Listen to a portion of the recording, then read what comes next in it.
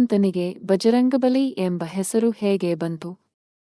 ಸೀತೆ ಮತ್ತು ರಾಮನ ಪ್ರೀತಿಯ ಜೊತೆಗೆ ಹನುಮಂತನ ತುಂಟತನದ ಒಂದು ಸಿಹಿ ಕತೆ ಕೇಳೋಣ. ಸದಾ ಕುತೂಹಲಿಯಾಗಿದ್ದ ಹನುಮಂತನು ಒಮ್ಮೆ ಸೀತೆಯ ಹಣೆಯನ್ನು ಸಿಂಧೂರದಿಂದ ಅಲಂಕರಿಸುವುದನ್ನು ನೋಡಿದನು. ಹನುಮಂತನು ಕೇಳಿದನು, ಸೀತಾ ಮಾತೆ, ನಿನ್ನ ಹಣೆಯ ಮೇಲೆ ಸಿಂಧೂರವನ್ನು ಏಕೆ ಹಾಕುತ್ತಿದ್ದೀರಿ?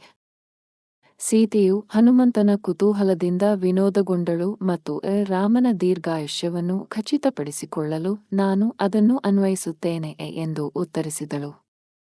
ಇದನ್ನು ಕೇಳಿದ ಹನುಮಂತನು ತನ್ನ ಇಡೀ ದೇಹವನ್ನು ಸಿಂಧೂರದಿಂದ ಲೇಪಿಸಿದನು.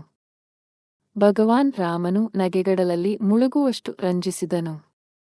ಅವನು ಹನುಮಂತನನ್ನು ತನ್ನ ಹತ್ತಿರ ಕರೆದು ಹೇಳಿದನು, ನನ್ನ ಮೇಲಿನ ನಿಮ್ಮ ಪ್ರೀತಿ ಮತ್ತು ಭಕ್ತಿಯಿಂದ ನಾನು ಆಶ್ಚರ್ಯಚಕಿತನಾಗಿದ್ದೇನೆ ಮತ್ತು ಇನ್ನು ಮುಂದೆ ಜನರು ನಿಮ್ಮನ್ನು ಬಜರಂಗಬಲಿ ಎಂದು ಕರೆಯುತ್ತಾರೆ.